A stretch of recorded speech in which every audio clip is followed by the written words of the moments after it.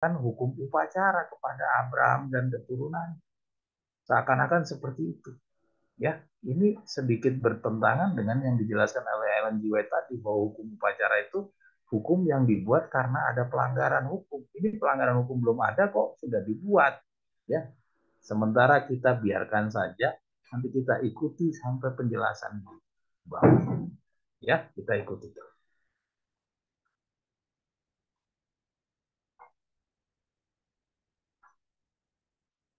Dengan tanda ini, mereka berjanji dengan sungguh-sungguh tidak akan kawin mengawin dengan bangsa lain. Karena dengan melakukan hal itu, mereka akan kehilangan rasa hormat kepada Tuhan dan hukumnya yang suci, dan akan menjadi sama seperti bangsa penyembah berhala yang ada di sekitar mereka. Jadi hukum ini, ya, hukum ini sebuah hukum upacara yang dibuat untuk melindungi supaya bangsa Israel ini patuh, ya, konsisten menjaga dirinya tidak bergaul dengan bangsa sekitar. Ya, kenapa? Ada apa sih kok nggak boleh bergaul? Apa sih bahayanya bergaul? Nah, itu yang menjadi pertanyaan kita. Ya, kita lihat di sini yang dinasehati adalah keturunan Abraham. Ya, Abraham dan keturunan, dan Abraham sudah terbukti, kita lihat bahwa Abraham tidak terpengaruh oleh lingkungan, oleh pergaulan, tetapi keturunannya lah yang berbahaya, ya, rentan terhadap pengaruh pergaulan. Dan hukum ini diciptakan untuk supaya umat Allah ini tetap patuh, ya, untuk dia bisa nanti melaksanakan hukum moralnya, maka dia harus melaksanakan hukum upacaranya tersebut, ya, seperti nenek moyangnya Adam dan Hawa harus melakukan penebusan dengan upacara potong domba, ya. Hukum upacara kepada bangsa Israel ini bukan hukum upacara untuk menggantikan, tapi menambah, ya. Jadi kenapa kok ditambahkan? Karena ada pelanggaran hukum yang lebih luas. Jadi ada tambahan hukuman harus dia lakukan. Jadi yang tadinya cuma satu, jadi akhirnya ada dua hukum upacara yang harus dilakukan karena adanya pengembangan pelanggaran hukum. Seandainya tidak ada pelanggaran hukum, maka hukumnya cukup satu saja. Nanti kita akan baca penjelasan seperti itu. Ya. Dengan tindakan penyunatan, berarti dengan sungguh-sungguh setuju melaksanakan perjanjian yang dibuat Abraham, terpisah dengan bangsa lain dan menjadi sempurna. Apabila keturunan Abraham tetap memisahkan diri dari bangsa lain, mereka tidak akan terjerat jatuh ke dalam penyembahan berhala. Nah, coba saudara lihat, ya, tadi kan pertanyaan seberapa buruk sih tentang pergaulan ini, kok sampai harus dibuatkan sebuah upacara, ya, sebuah upacara. Kok sampai sedemikian seriusnya tentang pergaulan ini, ya. Kita lihat di sini. Dia katakan apabila keturunan Abraham, yang dibicarakan keturunan Abraham karena Abrahamnya kita sudah sama-sama saksikan, terbukti Abraham itu dia bisa melindungi dirinya. Tapi keturunannya inilah yang rentan. Kita baca. Apabila keturunan Abraham tetap memisahkan diri dari bangsa-bangsa lain, mereka tidak akan terjerat jatuh ke dalam penyembahan berhala. Mereka akan menghilangkan pencobaan besar untuk terlibat ke dalam praktek-praktek dosa bangsa itu dan memberontak melawan. Coba saudara lihat di sini, mereka akan menghilangkan pencobaan besar untuk terlibat dalam praktek-praktek dosa bangsa itu dan memberontak melawan. Jadi kalau mereka tidak bergaul, ya, maka mereka akan menghilangkan perjalanan 40 tahun yang harus putar-putar, ya. Terus juga dia memberontak kepada Allah itu juga dihilangkan seandainya mereka tidak bergaul. Artinya kalau dia tidak bergaul, dia akan patuh sebagaimana nenek moyangnya, yaitu Abraham, ya. Sebagaimana Abraham patuh, kita sudah lihat sebagaimana Abraham sampai akhirnya dia menang dan patuh, maka orang Israel pun juga akan menang seperti Abraham jika dia tidak bergaul. Ya, kita lanjut. Sampai kepada satu derajat yang tinggi, mereka menghilangkan perbedaan. karakter yang suci karena berbaur dengan bangsa di sekitar mereka. Ya, coba saudara lihat, sampai kepada satu derajat yang tinggi mereka menghilangkan perbedaan. Jadi akibat pergaulan mereka menghilangkan perbedaan. Padahal tadinya dengan upacara sunat itu dia sudah berjanji bahwa dia tidak akan bersama, tidak akan sama atau bergaul dengan bangsa sekitar. Tapi akibat mereka melanggar hukum, maka mereka menghilangkan perbedaan. Jadi akhirnya mereka sama persis, ya, sama persis dengan bangsa sekitar, ya. Sebagai hukuman Allah mendatangkan kelaparan kepada mereka dan memaksa mereka pergi ke Mesir untuk kelangsungan hidup mereka, ya. Jadi ceritanya dia pergi ke Mesir. Kita baca, dia mengizinkan mereka ditindas oleh bangsa Mesir dan menderita. Jadi Tuhan mengizinkan ada penindasan kepada Mesir, kepada mereka ditindas oleh bangsa Mesir dan menderita, agar mereka kembali kepadanya dan memilih kebenarannya dan pemerintahan yang berkemurahan itu serta menuruti kehendaknya. Jadi Tuhan berikan penderitaan itu punya tujuan, bukan Tuhan mau memberikan satu hukuman, ya, tapi Tuhan mau memberikan satu pendidikan. Pada dasarnya penderitaan itu sebuah pendidikan untuk mereka mau kembali kepadanya, ya, untuk menyadarkan mereka. Seandainya Tuhan biarkan mereka itu menjadi bangsa yang berkelimpahan, menjadi besar seperti yang di tanah Gosen, ya, kita udah ikuti pelajaran bangsa Israel waktu di tanah Gosen, mereka jadi bangsa yang besar, bahkan lebih kaya daripada orang-orang Mesir. Seandainya Tuhan biarkan terus mereka seperti itu, maka mereka akan menghilangkan perbedaan. Mereka akan menghilangkan perbedaan dengan bangsa-bangsa sekitar. Itu yang dilakukan mereka akibat dari pergaulan.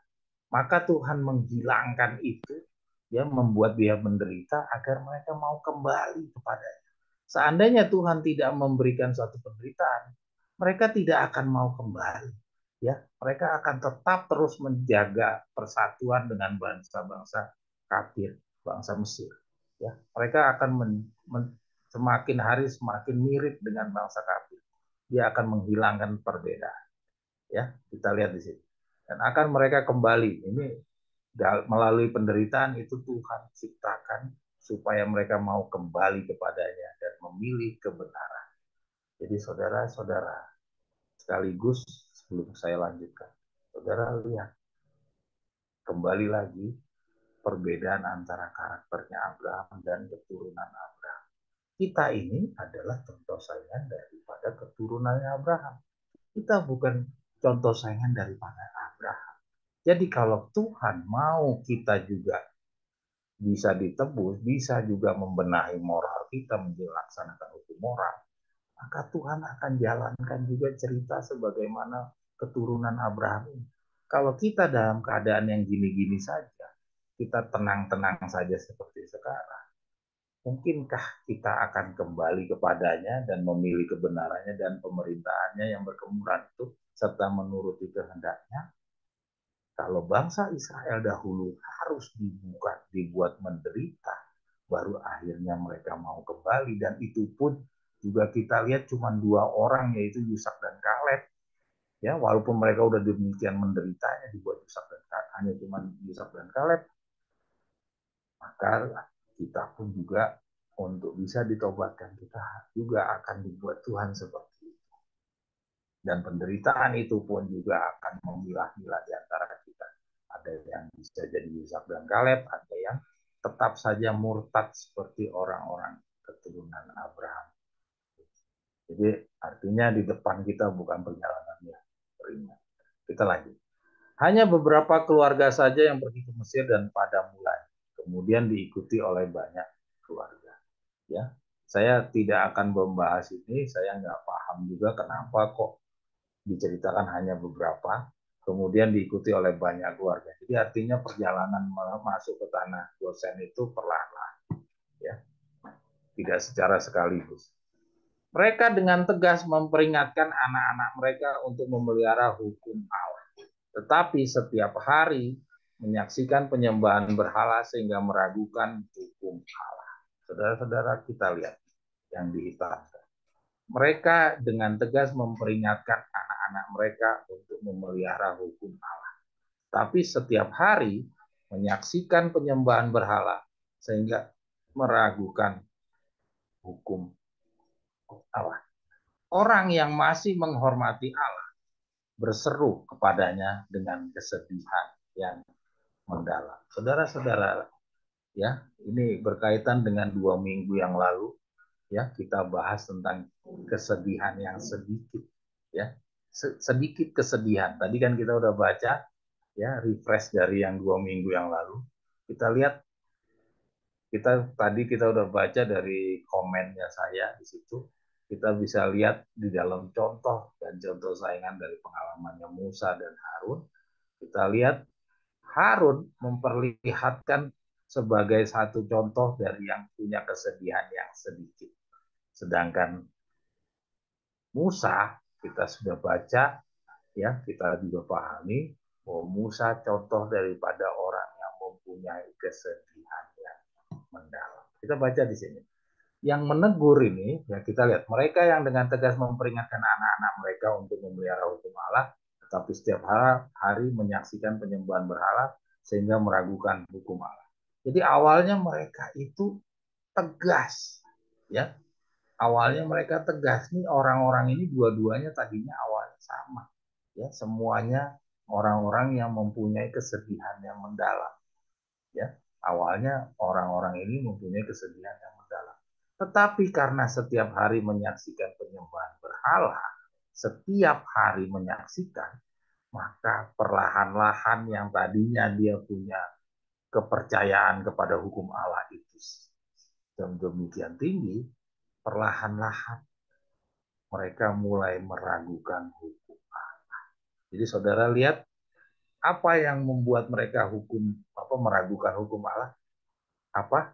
Karena dia menyaksikan penyembahan berhala. Jadi kalau dia nggak menyaksikan penyembahan berhala, maka mereka tidak akan meragukan hukum Allah. Adakah Abraham meragukan hukum Allah? Ya, kalau memang hukum Allah itu perlu diragukan, ya, maka Abraham lah yang harusnya dahulu meragukan. Tapi kita lihat di sini keturunannya yang meragukan hukum Allah, dan keturunannya meragukan hukum Allah adalah karena dia bergaul dengan bangsa Mesir. Ya, di sini saya buat catatan, kalau di masa lalu dikatakan di dalam cerita ini dia cukup menyaksikan saja, itu sudah meragukan hukum Allah. Bagaimana dengan kita? Ya, bagaimana dengan kita? Ini kita baca ya di sini. Ini hanya karena menyaksikan mereka meragukan hukum Allah. Ini hanya karena menyaksikan mereka meragukan hukum Allah. Selanjutnya hingga kita sekarang, ya, bangsa Israel selanjutnya dari saat menyaksikan dia lama-lama dia ikut terlibat di dalam pelanggaran hukum, dan demikian juga kita sekarang. Mereka dan kita sudah hanyut. Sekarang kita sudah hanyut dan hidup di dalam adat dan kebiasaan mereka. Ya, jadi bukan lagi hanya sekedar menyaksikan, tapi sekarang kita sudah hanyut. Kalau dulu hanya sekedar menyaksikan saja sudah meragukan, bagaimana dengan kita sekarang?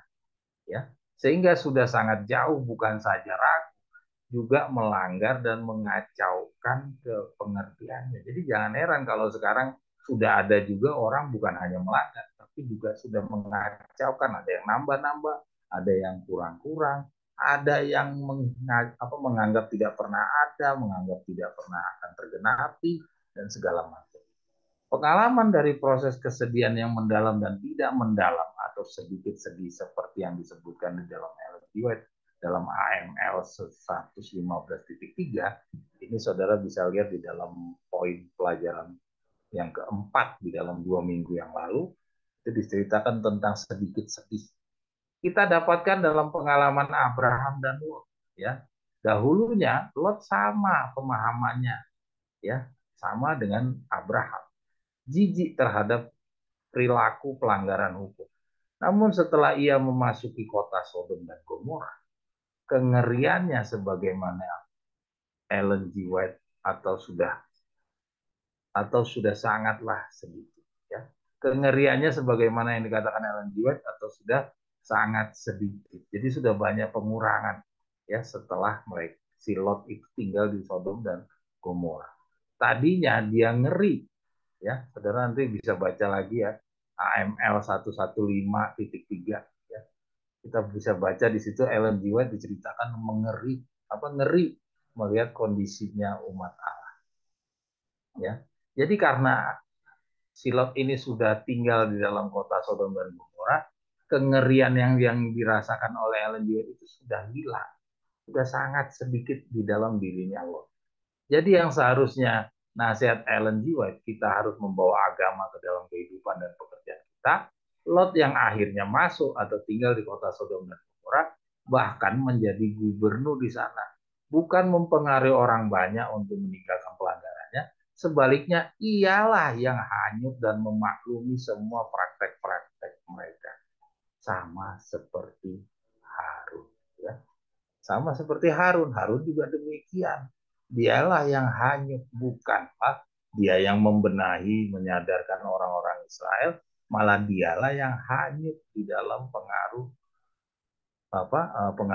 orang-orang Israel, khususnya bangsa campuran pada saat itu, ya. Boleh anak ke kiri lagi, anak? Ya, jadi saudara-saudara kita baca lagi yang hitam.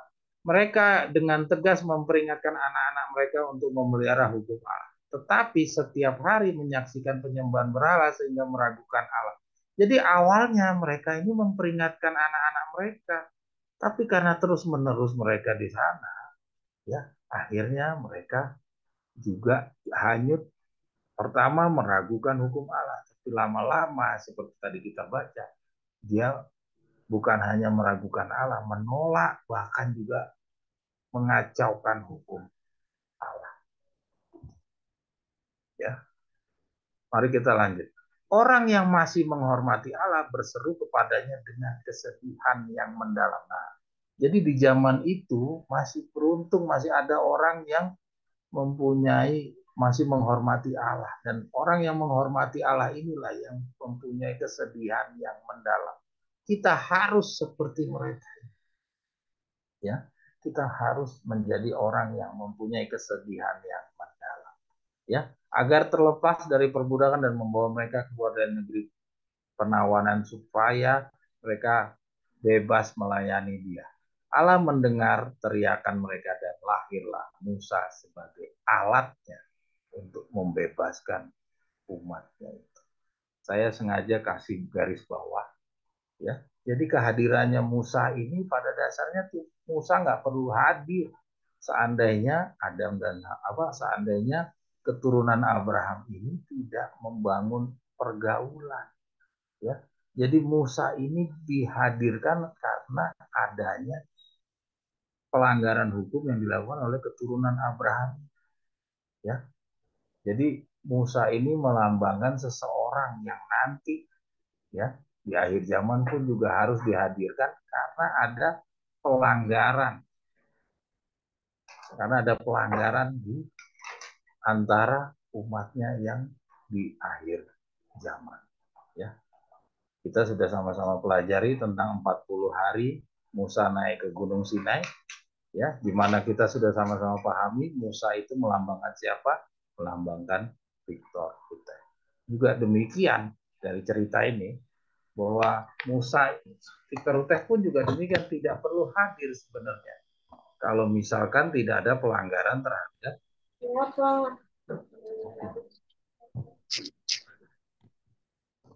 Ya, Ana boleh lanjut, Ana ke bawah.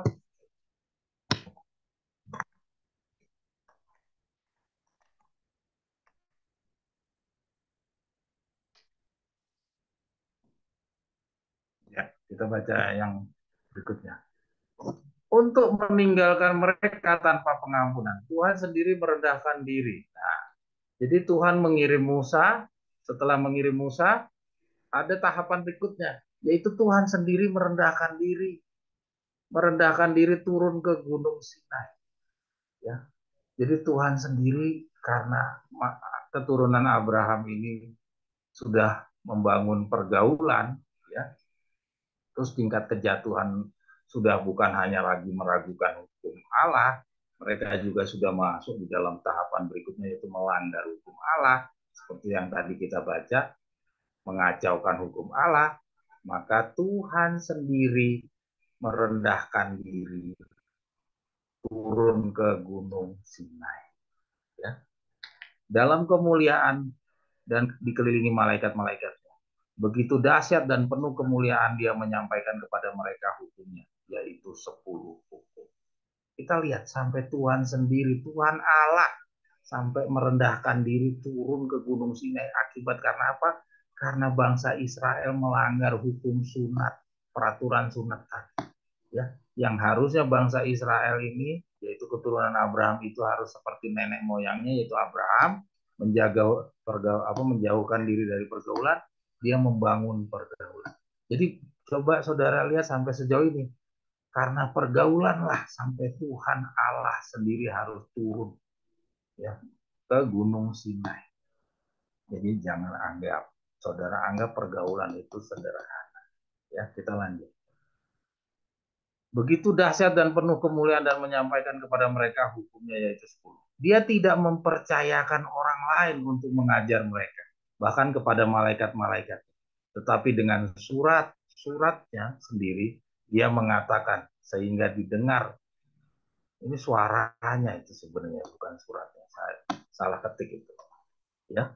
Bahkan kepada malaikat-malaikatnya, tetapi dengan suaranya sendiri dia mengatakan sehingga didengar oleh bangsa. Ya, saudara-saudara perhatikan, dia tidak mempercayakan orang lain untuk mengajar mereka. Jadi bahayanya pergaulan ini, coba saudara lihat, ini bukan sesuatu yang sederhana. Sampai Tuhan sendiri harus turun. Dan Tuhan untuk menyampaikan hukumnya, Tuhan tidak mempercayakan kepada orang lain. Kenapa Tuhan tidak mempercayakan kepada orang lain?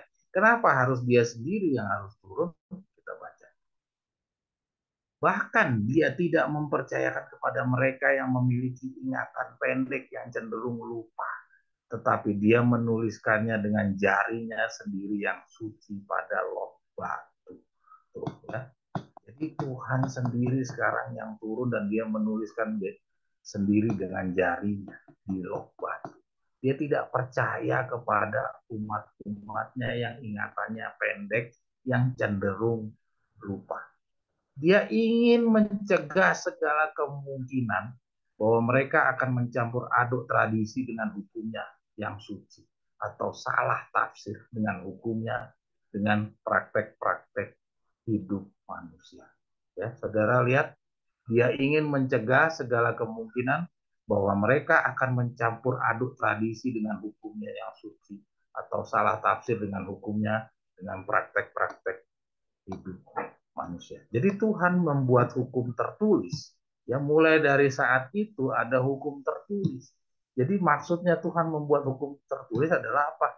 Untuk menghindari dicampur-campurnya hukumnya, 10 hukumnya dengan tradisi dan dengan praktek-praktek hidup manusia.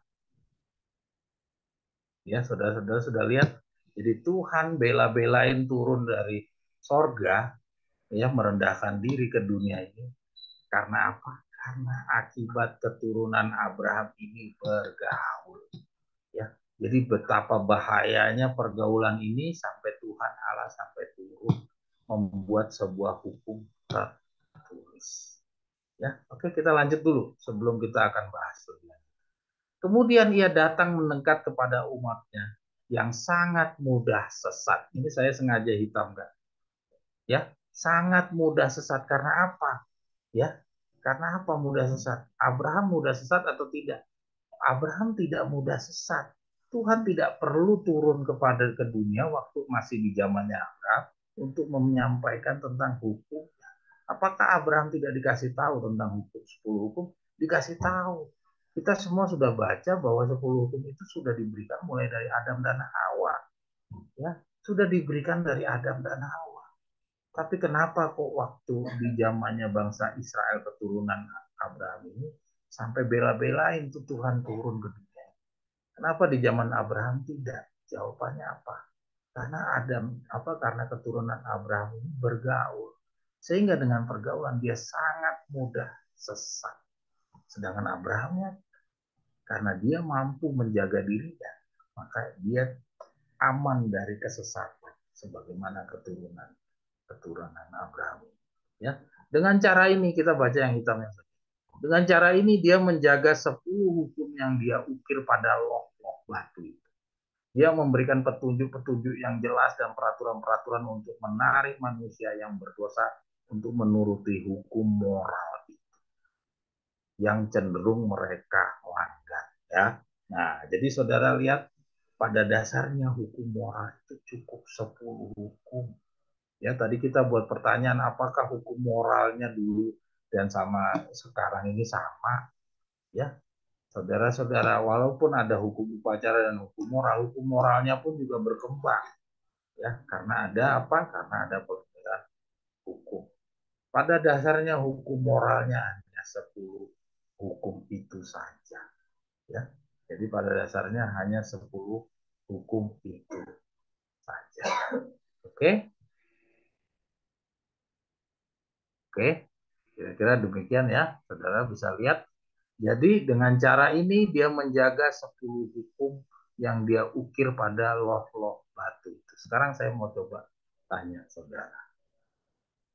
Ya. Oke, mungkin kita lanjut dulu. Ya. Apabila manusia memelihara hukum Allah sebagaimana yang diberikan kepada Adam sesudah kejatuhan, ya, yang dipelihara oleh Nuh dan dipatuhi oleh Abraham, maka tidak perlu diadakan upacara sunat. Nah, saudara lihat, jadi hukum sunat itu sebenarnya tidak juga perlu dibuat, walaupun tadi kita sudah baca bahwa hukum sunat itu dibuat kepada Abraham dan keturunannya. Seakan-akan belum ada pelanggaran kok sudah ada hukum upacara untuk upacara sunat. Ya, di sini dijelaskan bahwa hukum upacara itu pada dasarnya juga sama. Ya, ini adalah sebuah akibat dari pelanggaran hukum. Jadi seharusnya sama perlakuannya seperti hukum potong domba. Jadi hukum upacara itu dibuat karena ada pelanggaran hukum. Walaupun tadi seakan-akan kita baca itu dibuat karena belum ada pelanggaran hukum sudah diperintahkan, tapi pada kenyataannya, pada dasarnya, hukum upacara itu dibuat karena ada pelanggaran hukum yang dilakukan oleh anak-anaknya keturunan Abraham. Ya, kita terus. Apabila keturunan Abraham setia memegang teguh perjanjian upacara sunat itu, mereka tidak akan jatuh oleh penyembahan berhala kafir. Mereka tidak perlu menderita perbudakan di Mesir dan tidak diperlukan bagi Allah untuk mengatakan hukumnya di Sinai. Nah, saudara lihat, jadi Tuhan pun juga nggak perlu turun ke Gunung Sinai atau menuliskannya pada loh-loh batu dan mempraktekkan prinsip-prinsip 10 hukum, maka tidak perlu ada petunjuk-petunjuk tambahan diberikan kepada Musa. Jadi saudara lihat ya di dalam paragraf betapa bahayanya pergaulan saudara-saudara. Jadi kita saudara baca, kita lihat di sini diceritakan bahwa 10 hukum itu sudah diberikan kepada Adam sesudah kejatuhannya, ya, sebagaimana yang diberikan kepada Adam sesudah kejatuhannya diberikan kepada dipelihara oleh Musa, Nuh, dan dipatuhi oleh Abraham, maka tidak perlu diadakan upacara. Jadi artinya 10 hukum itu sebenarnya sudah ada dari Adam dan Hawa. Ya, jadi sampai di zamannya Abraham itu 10 hukum masih disampaikan secara lisan. Ya, mulai ada hukum tertulis itu karena ada pergaulan. Jadi seandainya seandainya keturunannya Abraham ini tidak bergaul, maka mungkin sampai hari ini katanya tadi tidak ada perbudakan di Mesir, tidak perlu menyampaikan hukumnya di Sinai dan tidak perlu menulis dan juga tidak perlu ada hukum tambahan yang diberikan kepada Musa, maka demikian juga tidak perlu adanya datang Victor dan tidak perlu ada hukum-hukum tertulis yang ditulis oleh Musa, ditulis oleh Ellen G. White dan semua. Jadi saudara lihat dampak dari pergaulan ini bukanlah sesuatu yang sederhana. Dan di dalam periode yang paling terakhir ini, kita diberikan satu perintah. Itu apa? Selain kita setelah memahami hukum upacaranya kita harus lakukan hukum moral kita. Yaitu apa? Berpisah dari pergaulan. Ya, yang kita sudah baca 2 minggu yang lalu. Ya, jadi saudara coba lihat, hukum itu disampaikan secara lisan. Jadi akibat dari pergaulan ini Tuhan Allah sendiri harus turun menjaga hukum. Oh ya, tadi satu hal yang saya mau tanya. Bukankah setelah hukum itu dibuat tertulis, harapan dari Tuhan supaya hukumnya tidak ditambah-tambah, tidak diubah-ubah, apakah terwujud? Faktanya sampai hari ini hukum tertulis pun juga ditambah-tambah, dikurang-kurang, ya, diabaikan, diremehkan, dan diragukan seperti yang tadi. Jadi artinya sia-sia Tuhan membuat hukumnya yang tadinya disampaikan secara lisan, dituangkan sekarang secara tertulis. Artinya Tuhan kalah dong. Sekarang saya mau coba lempar pertanyaan pada saudara sekalian. Seandainya hukum itu diberikan tetap lisan sampai hari ini, ya, dengan berbagai dampak dari pergaulan, kira-kira kerusakan hukum Allah ini akan lebih rusak dengan hukum tertulis ataukah hukum lisan? Kalau hukum tertulis, mungkin saya langsung jawab. Kalau hukum tertulis, maka kita bisa menemukan hukum awal. Ya, walaupun ditambah-tambah, dikurang-kurang, tapi kita bisa telusuri karena sudah dalam bentuk tertulis.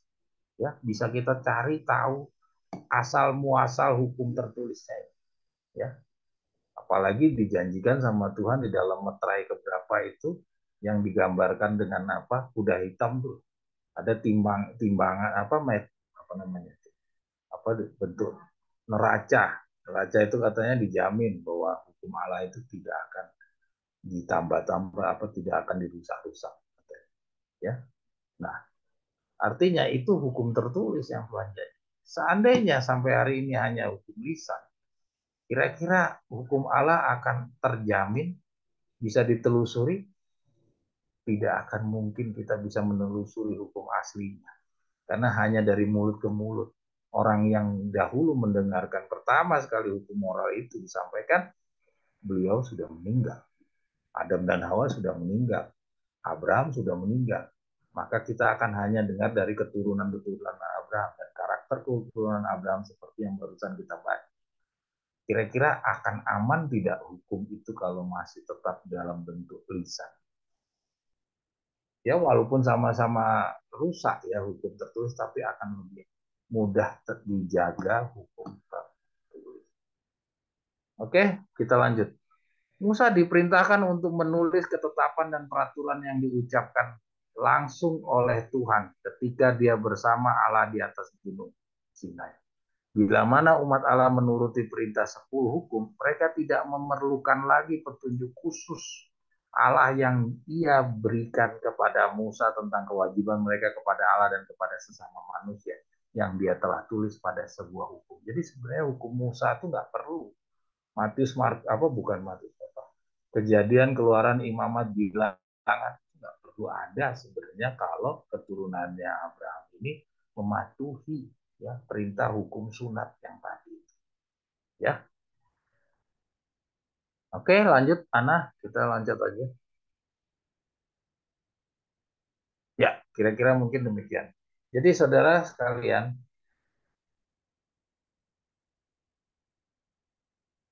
dari bacaan ini saudara lihat betapa luasnya bahaya dari pergaulan. Mungkin Ana boleh lanjut kepada kesimpulannya, Ana. Lanjut, Ana.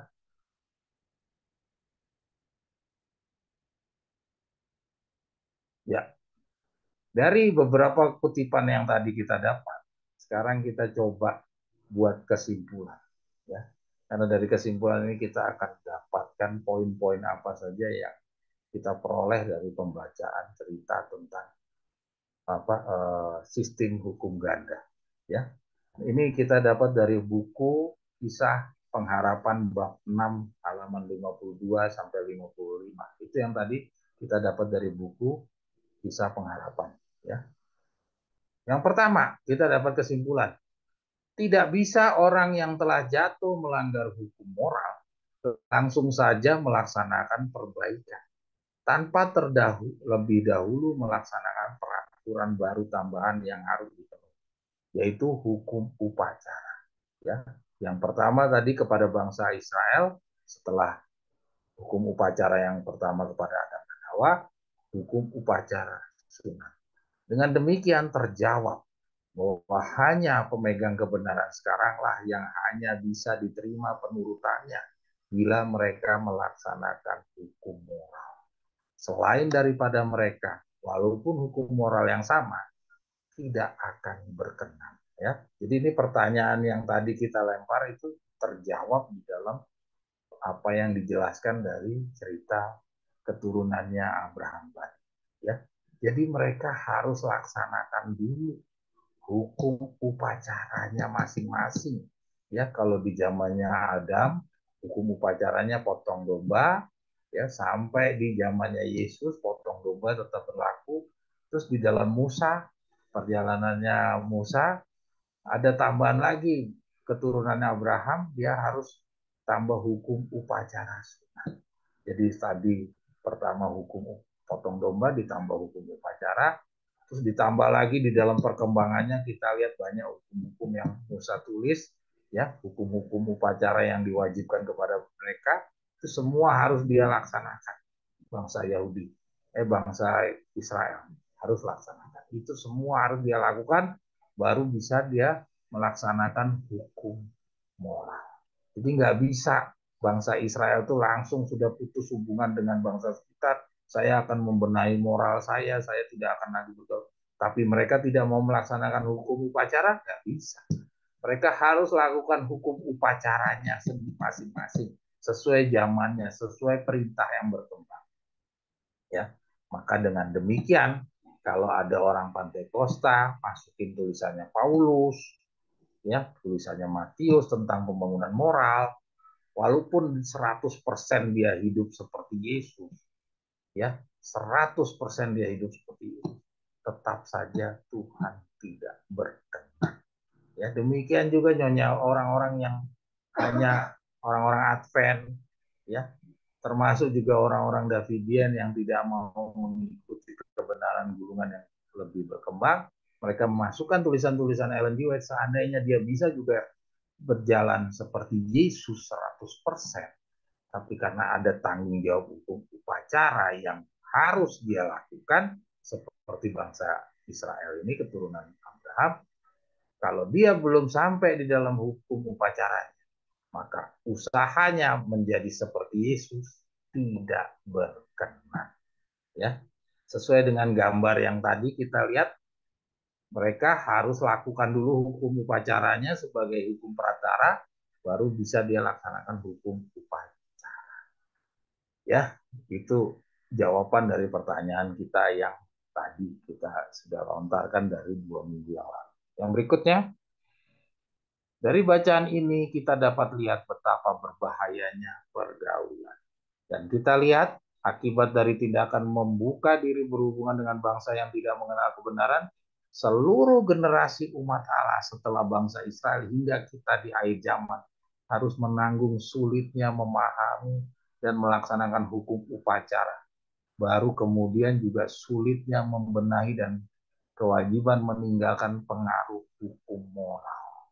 Ya, jadi hukum upacaranya kita susah, tambah juga kerusakan moral kita akibat pergaulan. Jadi kita melaksanakan hukum moral, hukum upacara itu sudah susah, ya, sampai berantem-berantem, sampai berpisah.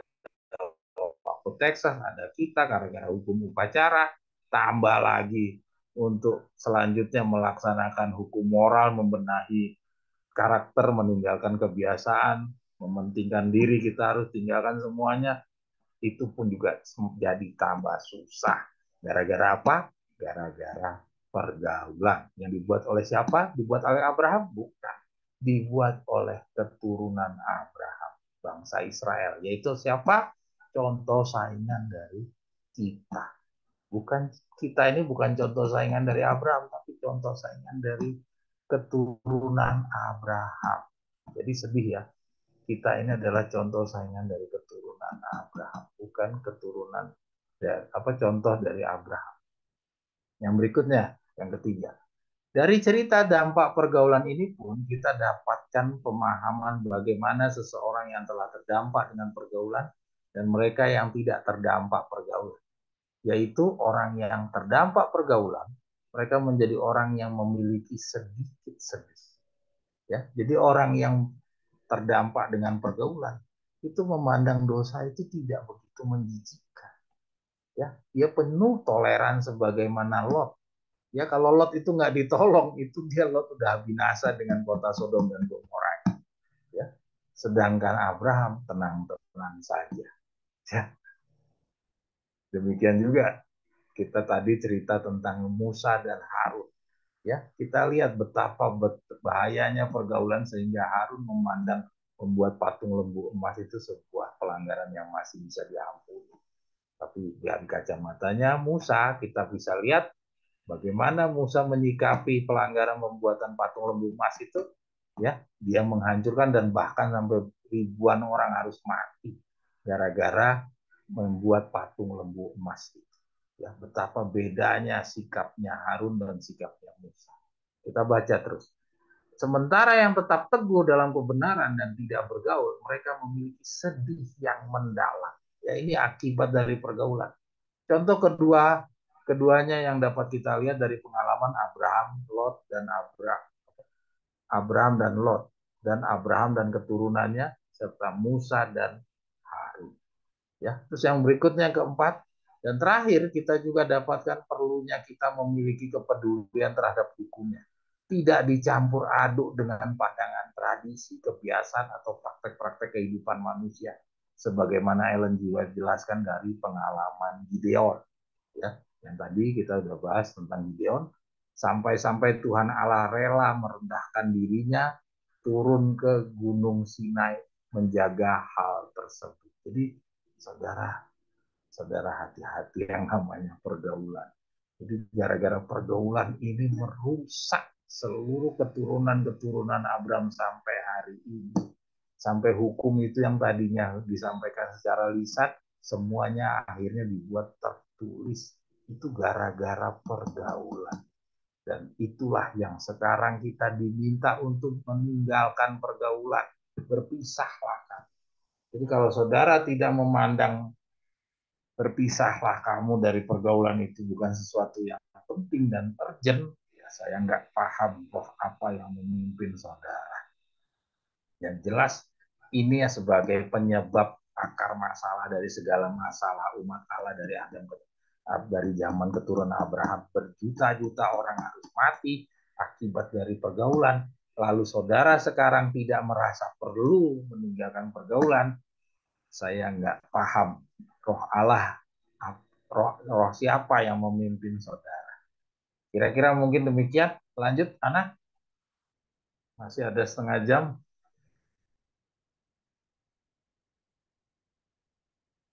Ya, jadi sekarang sudah terjawab ya saudara. Kalau ada saudara melihat ada postingan-postingan orang Advent atau orang Pantai Costa bicara tentang moral-moral, saudara sekarang sudah tahu jawabannya bahwa kira-kira Tuhan akan menghargai tidak. Tulisan yang diposting dari tulisan Nyonya White atau tulisan dari Paulus, itu semua tidak ada yang salah. Apalagi kalau dia 100% tidak ada yang ditambah, tidak ada yang dikurangi.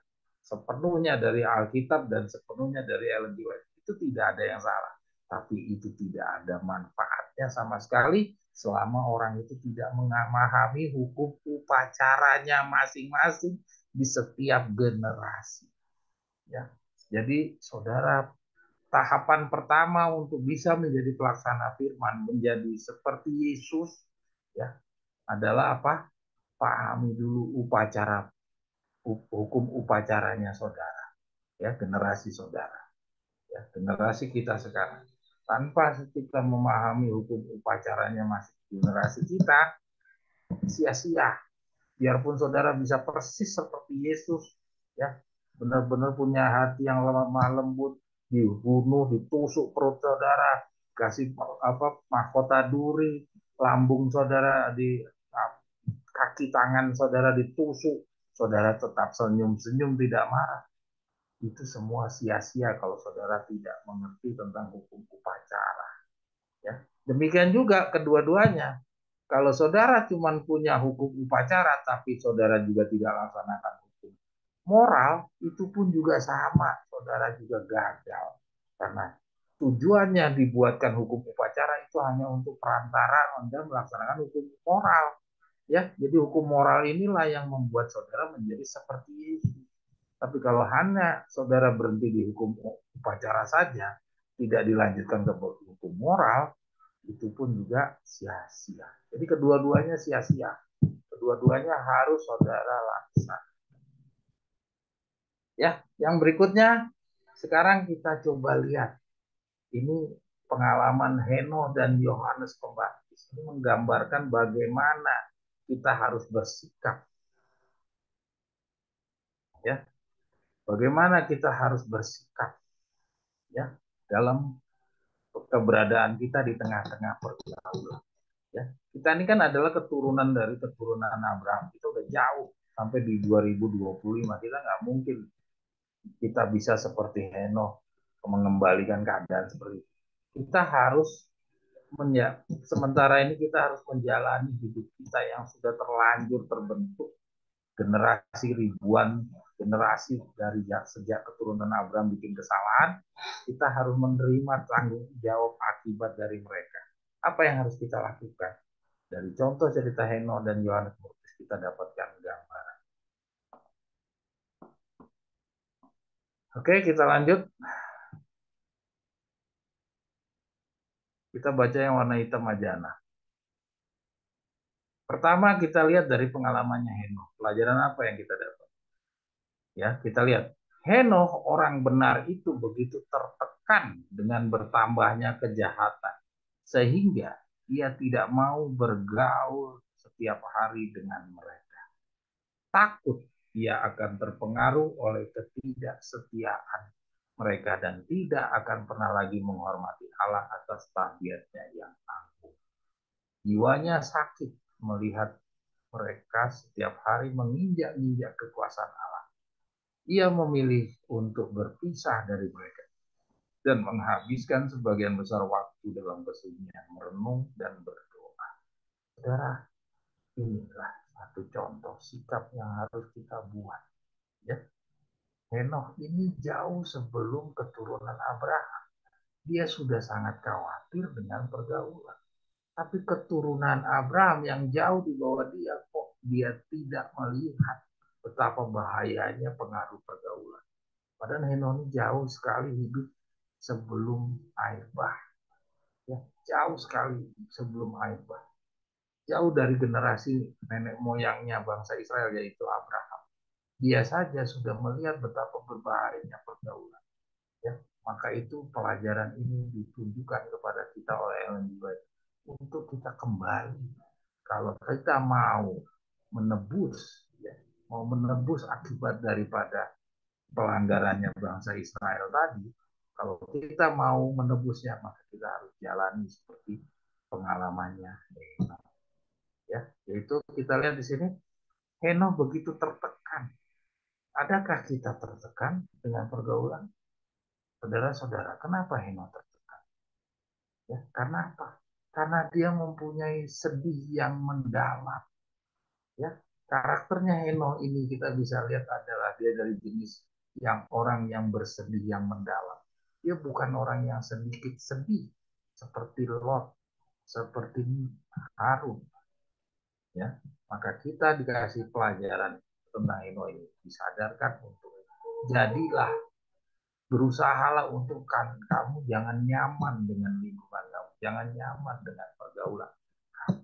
Ya, kamu harus seperti Eno merasa pergaulan itu sebuah tekanan. Ya, dia tidak mau bergaul setiap hari dengan mereka. Jadi pergaulan itu sebuah tekanan bagi diri Eno. Mungkin kalau dikatakan orang sekarang dibilang Eno ini orang-orang introvert. Memang calon 144.000 harus jadi orang introvert di tengah-tengah lingkungan bangsa dunia yang penuh pelanggaran hukum. Ya, kita harus jadi orang yang introvert. Ya. Heno salah satu orang introvert yang ditunjukkan oleh Alkitab. Ya. Dia begitu tertekan, ya, bertambahnya kejahatan sehingga ia tidak mau bergaul. Ya. Jadi pergaulan ini menakutkan dia. Ya.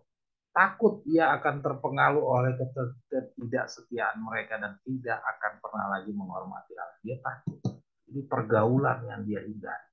Jiwanya sakit melihat mereka setiap hari menginjak-injak kekuasaan. Ya, seandainya si Henokh ini hidup seperti Harun, hidup seperti Lot, berada di tengah-tengah Sodom dan Gomora, mungkin dia akan merasa sakit melihat setiap hari kekuasaan Allah itu diinjak-injak. Akankah dia juga akan mempunyai rasa takut? Dia merasa tertekan? Tidak. Ya, dia tidak akan, kalau dia berada di tengah-tengah kota Sodom dan Gomora, dia tidak akan mungkin dia tertekan.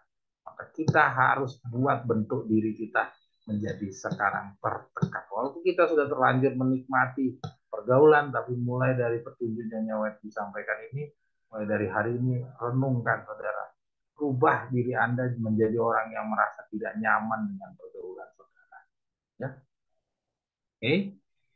Ia memilih untuk berpisah dari mereka dan menghabiskan sebagian besar waktu dalam kesunyian merenung dan berdoa. Ini petunjuk yang diberikan oleh Ellen G. White adalah obat untuk kita menyelesaikan permasalahan kejatuhannya keturunan Abraham. Kita disuruh berpisah dari mereka. Dari mana itu saya bisa mengatakan ini perintah digantikan kepada kita? Nanti kita akan baca di bawah.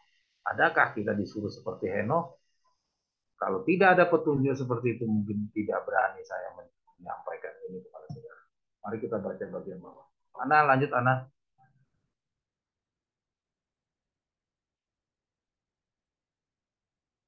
Tuhan tidak akan mengizinkan Henokh mati seperti yang lainnya, tapi mengirim para malaikatnya mengambil dia ke sorga tanpa mengalami kematian.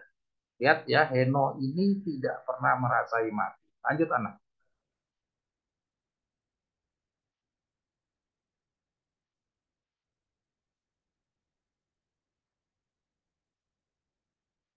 Oke ya, kita lihat di sini. Henokh yang memisahkan diri dari dunia dan menghabiskan banyak waktunya dalam doa dan persekutuan dengan Allah, saya besarkan itu hurufnya, mewakili umat Allah yang setia di akhir zaman, yang akan terpisah dari dunia. Umat Allah akan menjauhkan diri dari kebiasaan salah mereka yang ada di sekitarnya, sampai gambar ilahinya akan dipantulkan di dalam diri mereka. Seperti Henokh, mereka akan dilayakkan untuk masuk ke surga. Lihat saudara, salahkah kalau saya jadikan contoh Henokh itu kepada kita, calon-calon 144.000? Bukankah kita yang akan dilayakkan untuk masuk ke dalam surga tanpa merasai mati? Kita baca di bawah. Pengangkatan Henokh ke surga tepat sebelum dihancurkannya dunia oleh air bah, melambangkan pengangkatan semua orang benar yang hidup dari bumi sebelum kehancuran oleh api. Salahkah kalau saya katakan Henokh ini adalah contoh bagi kita calon 144.000? Karena calon 144.000 itu akan ditebus tanpa merasai mati. Ya. Jadi cerita Henokh ini adalah contoh dari calon-calon 144.000. Ya. Jadi sebagaimana Henokh memisahkan diri dari dunia, maka kita juga harus memisahkan diri dari dunia. Dan bagaimana Henokh merasa tersiksa dengan pergaulan, maka saudara juga harus merasa tersiksa dengan pergaulan. Saudara dituntut untuk memandang semua lingkungan saudara adalah sesuatu tempat yang menakutkan. Seperti tadi kita lihat yang dibuat dirasakan oleh Henokh. Saudara ingat, Henokh hidup jauh dari keturunan Abraham. Jadi artinya tingkat dosa masih sangat jauh. Sedangkan kita sudah bukan hanya jauh dari Henokh, kita pun jauh dari keturunan Abraham. Jadi artinya tingkat dosa kita sudah semakin jauh. Kalau saja kita tidak merasa jijik terhadap pelanggaran hukum, kita tidak merasa takut betapa bahayanya kita. Ya, kita artinya ya, karakter kita adalah dari jenis orang-orang yang sedihnya sedikit, bukan sedihnya mendalam. Kita dari bacaan Henokh, kita disadarkan untuk bangun, berubah. Sekarang lanjutannya adalah kita melihat cerita dari Yohanes. Ana lanjut Ana. Ini tertulis dalam Science of the Times 20 Februari 1870. Sekarang kita lihat lagi contoh yang lain.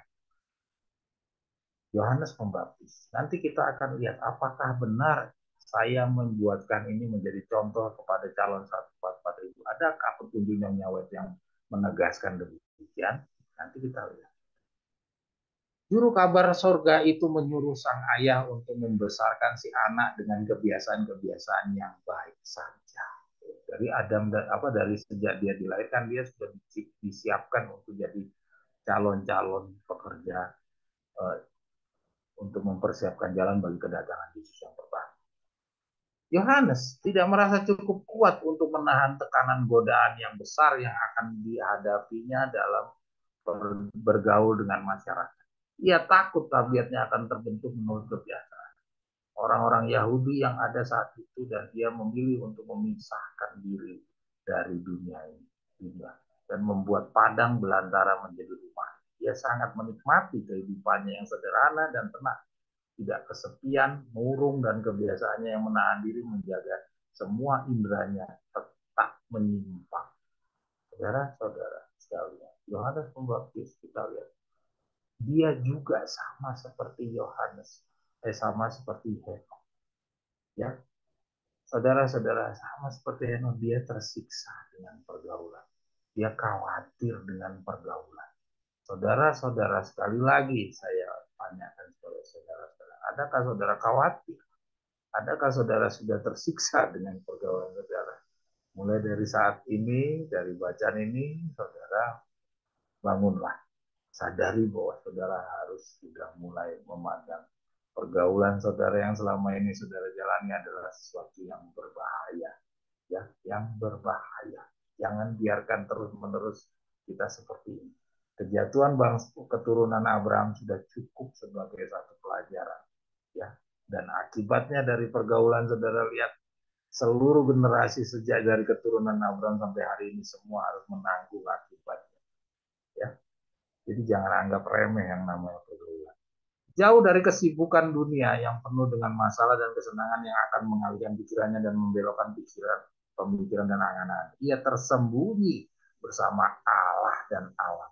Oleh kebiasaan mengalihkan diri yang ketat, ia menjaga kesehatan fisik, mental, dan moralnya sendiri. Kutipannya Oi cukup banyak untuk pembangunan moral seperti ini. Ya, kita bisa ikuti bacaan-bacaan yang disampaikan Oi dari hari ke hari cukup banyak. Ya, kita lihat di sini oleh kebiasaan mengalihkan diri yang ketat, ia menjaga kesehatan fisik, mental, dan moral. Jadi kita harus membentuk menjadi sebuah kebiasaan. Ya, kapan kita pernah bicara soal iman tanpa perbuatan ialah mati. Perbuatan di sana bukan hanya sekedar melaksanakan kewajiban, tapi harus menjadi tabiat. Ya, kasih Yesus itu harus menjadi bagian dari diri. Ya, itu harus dijadikan kebiasaan. Yohanes membiasakan diri untuk menyendiri dan menghadapi kesulitan, agar ia sanggup bertahan di tengah masyarakat dan tak tergoyahkan oleh keadaan sebagaimana batu dan pegunungan di padang belantara yang mengelilinginya selama 30 tahun. Saudara lihat, Yohanes harus jalanin seperti itu 30 tahun. Henok harus jalanin selama 300 tahun. Sedangkan kita cuma punya tinggal 1 tahun, saudara. Saudara-saudara, jangan sia-siakan waktu saudara, sangat singkat. Kalau saudara tidak mau segera beranjak, saudara masih nunda-nunda, mau tinggal berapa hari lagi, saudara. Ya, ini 30 tahun, yang satunya 300 tahun. Kita punya waktu tinggal 1 tahun. Artinya, kita perlu menyesuaikan diri itu butuh waktu yang harus lebih cepat. Ya, adaptasi kita terhadap perubahan-perubahan itu harus lebih cepat. Satu tugas besar ada di hadapannya dan dia perlu membentuk satu tabiat yang tidak akan menyimpang. Ya, lanjut kita lanjut ya. Dan tugas untuk pengaruh lingkungan manapun. Yohanes, nah ini kembali lagi paragraf yang terakhir ini penting. Ya, jangan sampai orang ada yang mempersalahkan saya kok mengambil ini sebuah contoh bagi kita. Yohanes adalah satu teladan bagi umat di akhir zaman, jadi di zaman akhir itu. yang telah dipercayakan kepada kebenaran-kebenaran penting dan suci. Siapa? Allah ingin mereka bertarak dalam segala hal. Itu saya garis bawahi. Bertarak dalam segala hal, dalam pikirannya, dalam makan, dalam baju, dalam tingkah laku. Ya. Ia ingin mereka melihat perlunya penyangkalan selera, menjaga hawa nafsu di bawah kendali akal. Ini perlu agar mereka memiliki kekuatan mental dan kejelasan untuk melihat antara benar dan salah, antara kebenaran dan kesalahan. Ada pekerjaan bagi semua orang untuk dilakukan di kebun anggur Tuhan. Dan ia ingin mereka melayakkan diri untuk mengambil peran yang berguna. Saudara, salahkah kalau saya katakan contoh Yohanes Pembaptis ini adalah ke kita? Karena apa? Saya menyimpulkan demikian karena kata-kata yang paling terakhir ini. Ada pekerjaan bagi semua orang untuk dilakukan di kebun anggur Tuhan. Bukankah sekarang kita ditugaskan untuk bekerja di kebun anggur? Dan dia ingin mereka melayakkan diri untuk mengambil peran yang berguna. Jadi artinya pengalaman Yohanes Pembaptis, pengalamannya Henokh ini harus kita jalani. Ya, kalau kita mau juga sebagaimana Henokh diterima, ya sebagaimana Yohanes juga diterima. Tadi apalagi tegas Yohanes Henokh itu adalah melambangkan orang-orang yang tidak pernah merasai mati. Maka kita harus menjalani sebagaimana yang dijalani oleh kedua tokoh yang kita baca. Ya, tidak ada alasan kalau kita mau menang, kita harus jalani seperti yang dilakukan oleh kedua orang. Pekerjaan Yohanes Pembaptis menggambarkan pekerjaan di zaman ini. Pekerjaannya dan pekerjaan mereka yang pergi dalam semangat dan kekuatan Elia untuk membangun orang-orang dari sikap apatis mereka sama dalam banyak hal. Kembali lagi saudara lihat, salahkah kalau saya menyimpulkan Yohanes Pembaptis ini adalah satu gambaran calon-calon 144.000? Silakan saudara simpulkan sendiri. Silakan Ana lanjut Ana. Ketajaman dan kepekaan terhadap apa yang menjadi prinsip-prinsip benar itu telah dilumpuhkan. Jadi kita punya ketajaman itu lumpuh. Ya, kepekaan terhadap kondisi di sekitar kita itu lumpuh. Ya, terhadap apa yang menjadi prinsip benar itu telah dilumpuhkan. Terang yang Tuhan sudah berikan, panggilan untuk bertobat telah dipudarkan. Ya, telah dipudarkan oleh awan tebal ketidakpercayaan dan perlawanan yang menyertai rencana dan ciptaan manusia. Jadi, saudara, karena pergaulan itulah semuanya memudahkan. Seruan penuh doa dan sungguh-sungguh yang berasal dari hati seorang utusan yang tulus akan menciptakan keyakinan. Semua orang yang mengenal satu-satunya Allah yang benar dan hidup akan mengenal Yesus Kristus, anak tunggal Bapa, dan mereka akan mengabarkan Kristus dan Dia yang telah disalib. Ya, saudara sekalian, dari dua contoh ini, saudara lihat, kenapa kok tidak kita tampilkan juga Musa? Ya, kenapa tidak ditampilkan juga cerita tentang murid-murid Yesus? Saya nggak mengampilkan sengaja, saya tampilkan hanya dua ini. Kenapa? Karena dua inilah yang paling dekat dengan kita.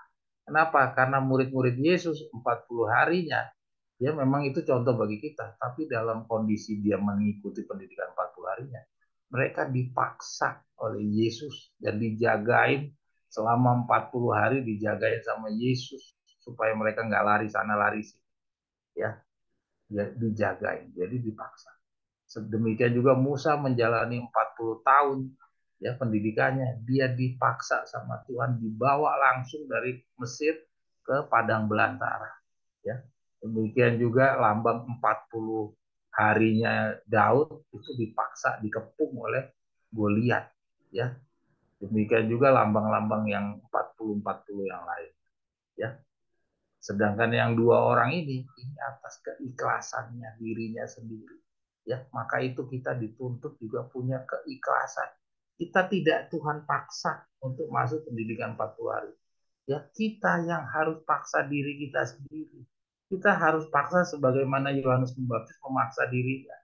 Demikian juga sebagaimana Henokh memaksa dirinya untuk berpisah dari pergaulan. Tuhan nggak nyuruh Henokh, memaksa Henokh seperti Musa, seperti murid-murid Yesus. Ya, Tuhan nggak paksa. Ya. tapi keikhlasan dari Heno sendiri dan keikhlasan dari Yohanes Pembaptis. Dan kita dicontohkan kepada dua tokoh yang istimewa ini supaya kita sadar bahwa kita punya peran, kita punya kewajiban kita sendiri. Kita nggak bisa nunggu Tuhan paksa karena Tuhan nggak mau paksa. Karena kita contoh dari dua orang ini. Walaupun yang lain-lainnya juga merupakan contoh pembelajaran bagi kita. Tapi dalam masalah kerelaan, dua orang ini adalah contoh. Oke, Ana, lanjut Ana.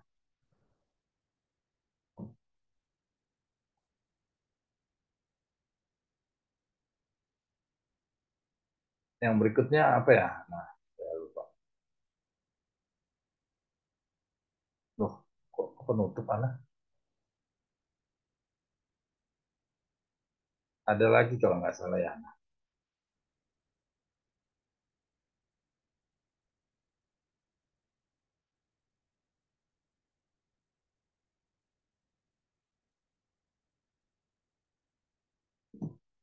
Kita masih punya waktu 15 menit.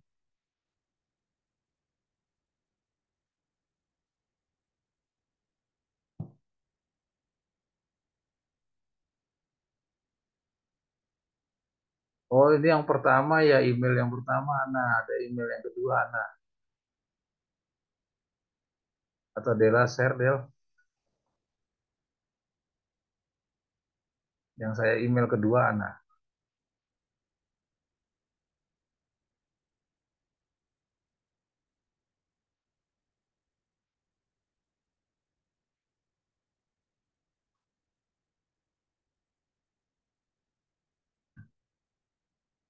Ya, saudara-saudara sambil menunggu Ana menampilkan, saudara-saudara sudah lihat bagaimana kita menjawab pertanyaan yang tadi kita lempar. Saudara, masihkah saudara mengira bahwa orang-orang cukup menampilkan nyonyawet-nyonyawet tentang pembangunan moral itu sudah berkenan di mata Tuhan?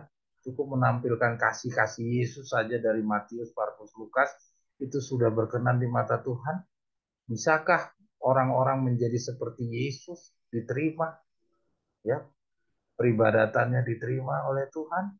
Kalau hanya sekedar Matius, Markus, Lukas, pembangunan moral mungkin terbentuk, karakter seperti Yesus mungkin terbentuk, ya. Nah, ini dia.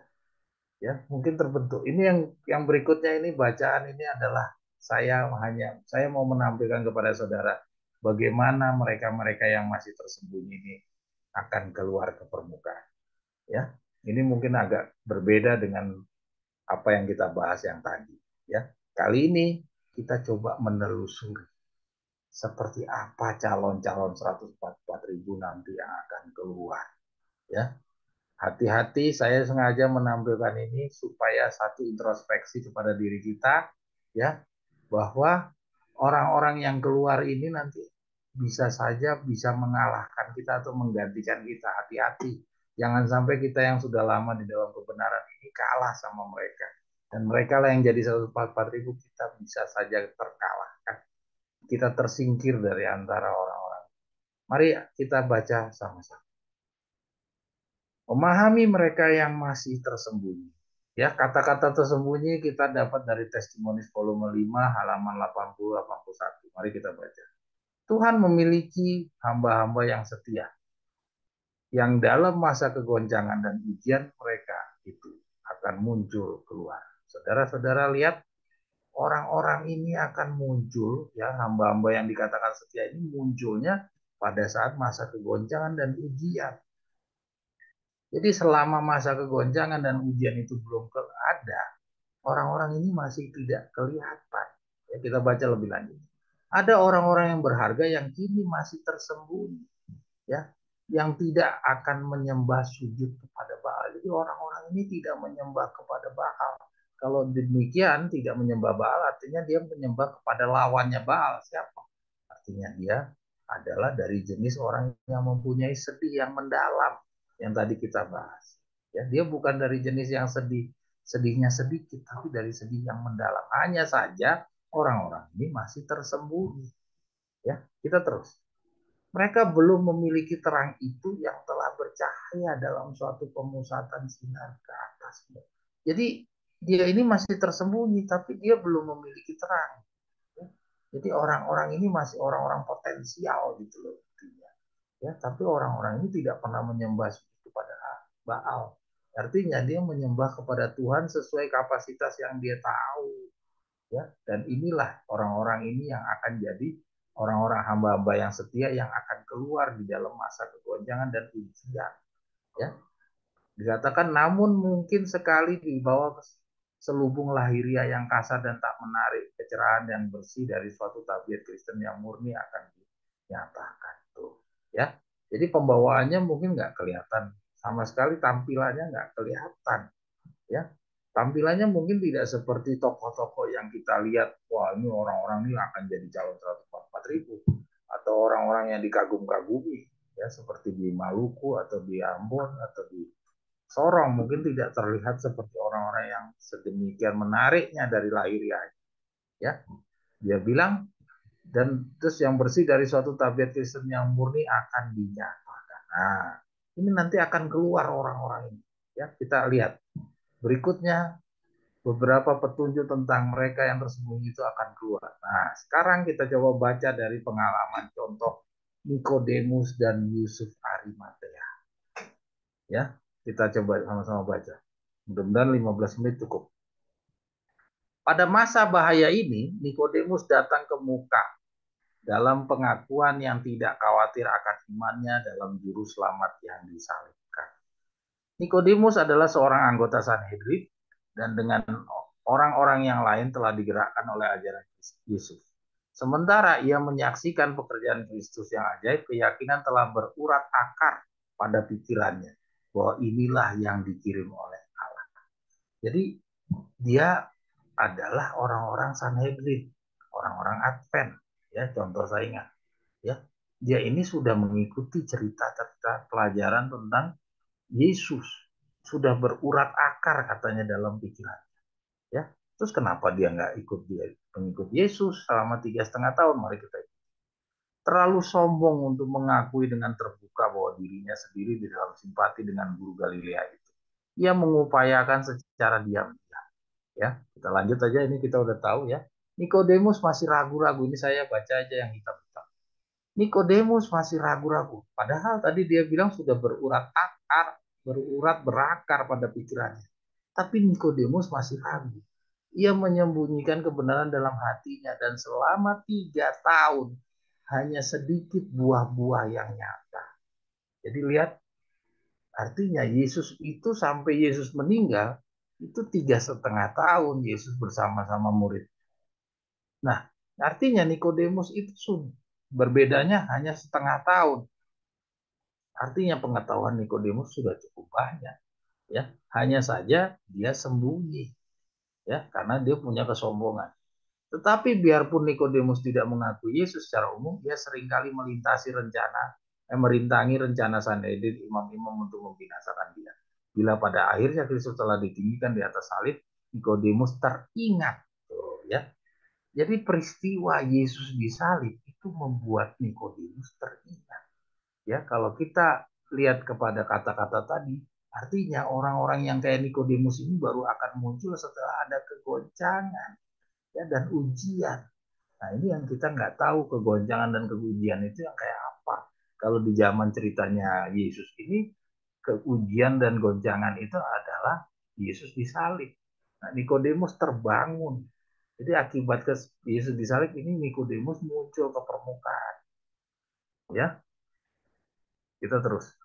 Akan perkataan yang telah diucapkannya kepadanya, wawancara di waktu malam di Bukit Zaitun, dan sama seperti Musa meninggikan ular di padang gurun, demikian juga anak manusia harus ditinggikan. Dan ia melihat kepada Yesus penebus dunia ini. Oke? Nah, ini kata-kata yang saya buat ya. Satu komen dari saya.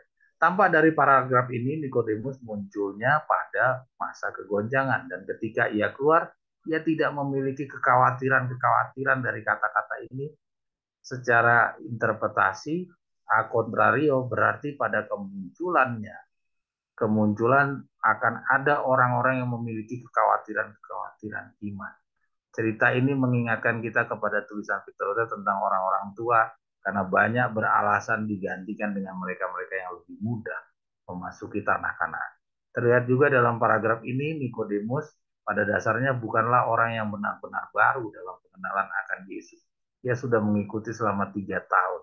Artinya ia sudah mengikuti Yesus dari setengah tahun dari awal Yesus memulai pekerjaannya. Ya, dia hanya berbeda setengah tahun. Ya, hanya ia tidak memperlihatkannya sehingga tidak dikenali oleh murid-murid Yesus. Ya, kita terus dulu. Ya, bersama Yusuf Arimatea, kita lihat nih, ini dua orang munculnya belakangan, jadi bukan di awal-awal 3,5 tahun. Ya, dia bukan di awal-awal Yesus bekerja, tapi di ujung pada saat Yesus disalib. Bersama Yusuf Arimatea, Nikodemus telah menanggung ongkos penguburan Yesus. Murid-murid takut untuk menunjukkan diri mereka sendiri sebagai pengikut-pengikut Kristus. Tetapi Nikodemus dan Yusuf dengan berani telah datang untuk menolong mereka. Coba lihat bagaimana kemunculan orang-orang yang tersembunyi ini, dia lebih istimewa dari murid-muridnya Yesus. Jadi hati-hati, jangan sampai kita kayak begini. Ya, orang-orang yang muncul belakangan punya keberanian lebih besar daripada kita yang sudah lama. Ya, kita lihat di sini. Pertolongan orang-orang yang kaya dan terhormat ini sangat diperlukan pada saat kegelapan itu. Mereka telah sanggup berbuat bagi Tuhan. Mereka yang mati, apa yang tidak mungkin bagi murid-murid yang miskin untuk berbuat. Dan kekayaan serta pengaruh mereka telah memberikan perlindungan kepada mereka dari kebencian imam-imam dan para penguasa. Saudara-saudara lihat, ini kemunculannya langsung tiba-tiba jadi seorang yang istimewa jauh di atas murid-murid. Sekarang bila orang Yahudi mencoba untuk membinasakan sidang yang masih kecil itu, Nikodemus maju untuk mempertahankannya. Tanpa tegur dan bertanya, ia memberanikan iman murid-murid dengan menggunakan kekayaannya untuk menolong menunjang sidang di Yerusalem. Dan dalam memajukan pekerjaan Injil, mereka yang pada hari-hari yang lalu telah menghormatinya, sekarang menista dan menganiaya dia. Dan ia menjadi miskin dalam harta dunia, namun ia tidak terserandung dalam mempertahankan iman. Saudara-saudara, ini Nikodemus dan Yusuf Arimatea. Ini belum masuk pendidikan 40 hari. Dia ini baru di permulaan Yesus ditangkap, Yesus disalib. Ya, saudara, ini cerita Yesus belum sampai bangkit. Artinya, murid-murid Yesus masih murid-murid Yesus yang 3,5 tahun yang masih penuh ketakutan, masih menyangkal Yesus. Ya, Petrus masih ketakutan, masih lari semuanya. Ya, tapi si Nikodemus dan Yusuf Arimatea sudah rela sampai menjadi orang yang sangat miskin. Murid-murid Yesus kalah jauh daripada kondisinya orang dua ini. Ya, murid-murid Yesus masih menginginkan kedudukan, sedangkan si Nikodemus sudah selesai dengan yang namanya kedudukan. Ya, artinya murid-murid si Nikodemus pada dasarnya sebenarnya nggak perlu lagi pendidikan 40 hari. Dia sudah menang dengan kondisi dirinya. Tapi dia dalam cerita ini kita bisa lihat dia ikut di dalam pendidikan 40 hari. Dia nggak ikut di dalam pendidikan 3,5 tahun, tapi dia ikut di dalam kelas 40 hari. Ya, kita lanjut. Penganiayaan yang datang kepada sidang di Yerusalem berhasil memberikan suatu pendorong yang besar bagi pekerjaan ini. Kemajuan telah menyertai. Oke, kita lanjut aja.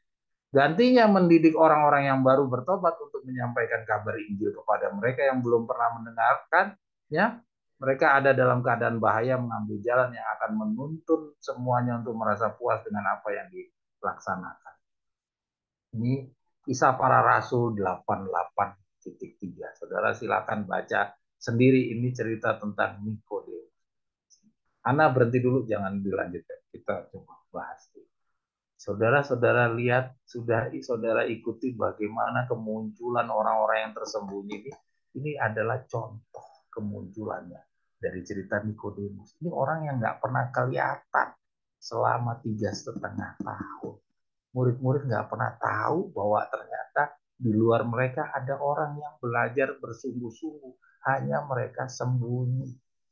Ya, kita tahu Nikodemus ceritanya bagaimana menemui Yesus pada malam hari karena dia sombong, Tapi setelah kematiannya Yesus, ini Nikodemus benar-benar sudah hilang kesombongannya. Dia sampai rela.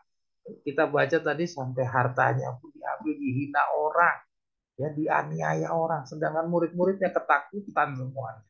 Jadi artinya jangan sampai kondisi seperti ini juga terjadi kepada kita. Kita menjadi orang-orang yang banyak ketakutan, sedangkan orang-orang yang baru nanti bergabung mempunyai keberanian yang jauh di atas kita. Padahal dia pun juga belum masuk pendidikan 40 hari. Lanjut, anak.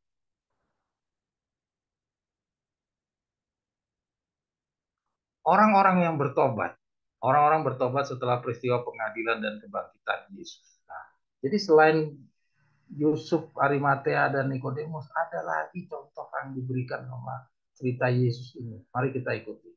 Kehadiran Yesus dan perkataannya selama pengadilan dirinya memberi kesan mendalam dalam pikiran banyak orang yang berada di sana. Jadi kehadiran Yesus dan perkataannya selama pengadilan dirinya memberi kesan mendalam dalam pikiran banyak orang yang berada di sana. Jadi bukan mendalam di dalam 3,5 tahun, tapi di dalam peristiwa kegoncangan dan ujian yang dijalani oleh Yesus itu memunculkan orang-orang ini. Hasilnya terlihat sesudah kebangkitannya.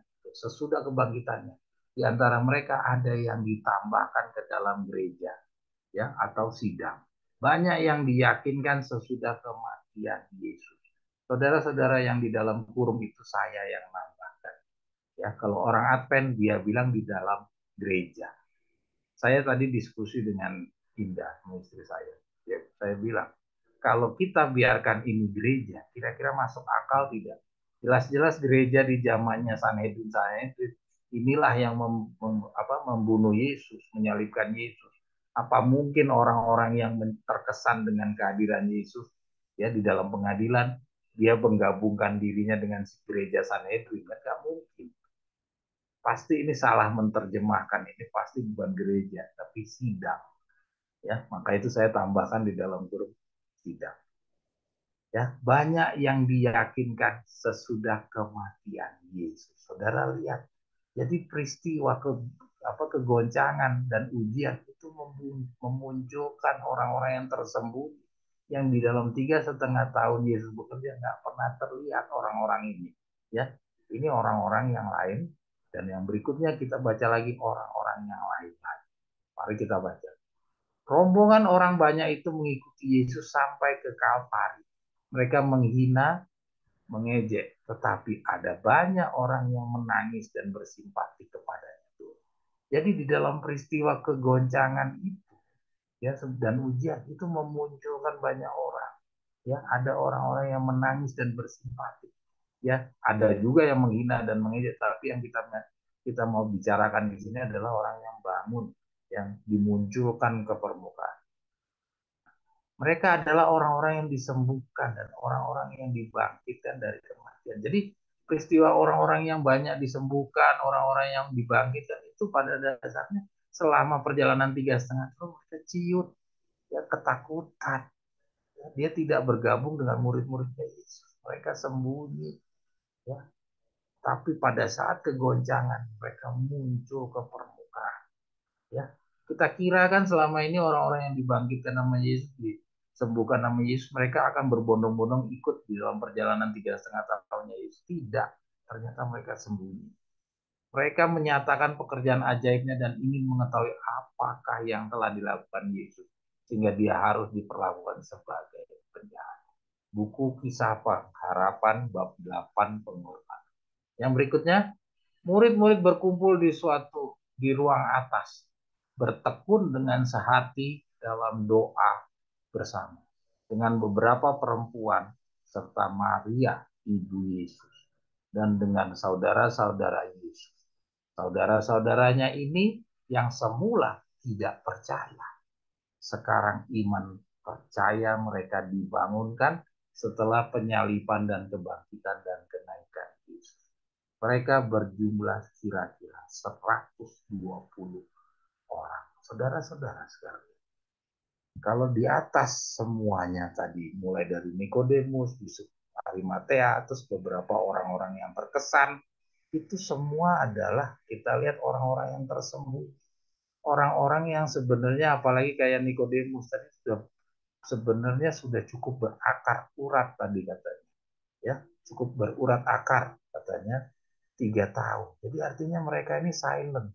Tapi yang ini, yang terakhir ini, ya ibunya Yesus dan saudara-saudaranya dikatakan tadinya semula tidak percaya. Jadi selama 3,5 tahun dia tidak sama dengan Nikodemus. Ini orang-orang yang tidak percaya. Tapi pada saat Yesus bangkit, ya Yesus dia bilang apa ini? Dibangunkan setelah penyalipan, kebangkitan dan kenaikan Yesus. Jadi artinya dia dibangunkan kepercayaannya akibat ada peristiwa goncang. Ya, jadi artinya ada orang-orang yang berjenis seperti ini yang selama 3,5 tahun lambang 3,5 memusuhi terus menerus kebenaran kita sekarang. Tapi ada peristiwa yang akan memulai pendidikan 40 hari yang akan memunculkan dia ke permukaan. Ya, nah peristiwa yang memunculkan ini adalah kegoncangan dan ujian. Ya, dan inilah mereka menjumlah 120 orang. Jadi saudara lihat, teman-teman semua lihat Maria dan saudara-saudaranya adalah orang yang bergabung terakhir. Ya. Dan semuanya masuk di dalam kelas 40 hari. Jadi artinya tidak menentukan pendidikan kalian di 3,5 tahun. Kalau kalian penolak kebenaran pun juga nggak masalah. Yang menentukan adalah pendidikan 40 hari saudara. Ya, pendidikan pendidikan 40 hari saudara inilah yang menentukan, ya menentukan apakah Anda jadi calon 144.000 atau tidak, bukan pendidikan 3,5 tahun. Jadi pelajaran-pelajaran 40 hari lah yang menentukan saudara jadi 144.000 atau tidak. Kira-kira mungkin demikian karena waktu sudah demikian larut, kita mungkin cukupkan saja sementara di sini. Oke, mari kita bersatu di dalam doa.